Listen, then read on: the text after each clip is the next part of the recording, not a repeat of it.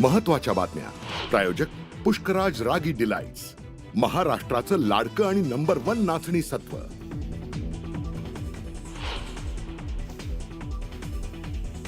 पंतप्रधान नरेंद्र मोदींचा मन की बात कार्यक्रमातून जनतेशी संवाद. ऑपरेशन सिंदूरचा दाखला देत जवानांच्या पराक्रमाचं केलं कौतुक.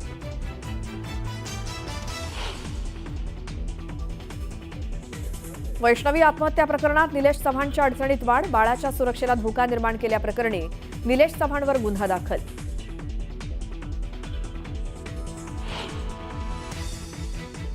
आरोपी राजेंद्र आणि सुशील हगवणेनं फरार असताना वापरलेली आणखी एक कार जप्त. बावधन पोलिसांची कारवाई.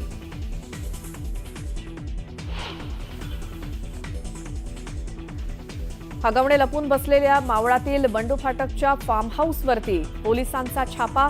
फरार असताना राजेंद्र हगवणे याच फार्म हाऊसवरती होता मुक्कामी.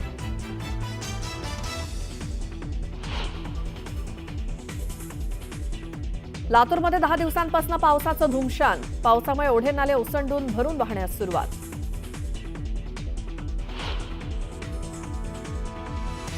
सातारा जिल्ह्यात पुढचे 4 दिवस ऑरेंज अलर्ट. मुसळधार पावसामुळे नद्यांवरचे बंधारे ओव्हरफ्लो. नद्यांची पाणी पातळी वाढल्यानं कोयना धरणाचे दरवाजे बंद.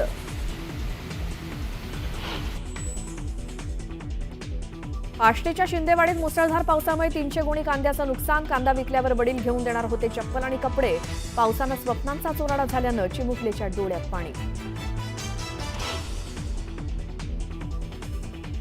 जोरदार पावसामुळे साताऱ्याच्या ठोसेघरमधील धबधबा प्रवाहित. नयनरम्य दृश्य बघण्यासाठी पर्यटकांची मोठी गर्दी.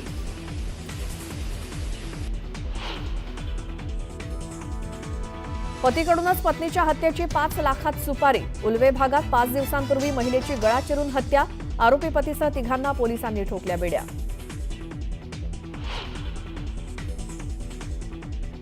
पुणे सातारा महामार्गावर मोठ्या प्रमाणात वाहतूक कोंडी. कापूरहोळपासून शिंदेवाडीपर्यंत वाहनांच्या रांगा लागल्यानं प्रवाशांचे हाल.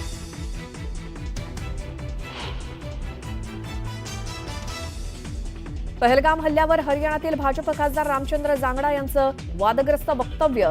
शौर्य न दाखवल्यामुळेच पीडित महिलांच्या पतीचा झाला मृत्यू. वाद वाढल्यानंतर मात्र केली सारवासारव.